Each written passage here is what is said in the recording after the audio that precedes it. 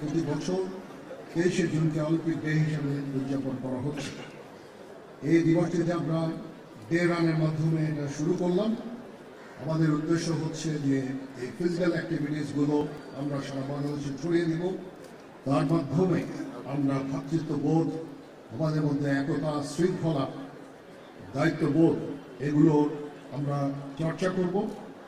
আমি নিশ্চিত যে আমরা যদি এই অলিম্পিক ডের এই ধারণাকে ছড়িয়ে দিতে পারি সারা বাংলাদেশে, তাহলে অবশ্যই আমাদের মধ্যে ভ্রাতৃত্ববোধ, সম্প্রীতি জাগরিত থাকবে এবং এখন এই বর্তমান পরিস্থিতিতে আরও বেশি জরুরি। আমরা এই জন্য অলিম্পিক অ্যাসোসিয়েশনের পক্ষ থেকে সারা দেশে বিভিন্ন সময় বিভিন্ন ধরনের প্রোগ্রাম করে থাকি।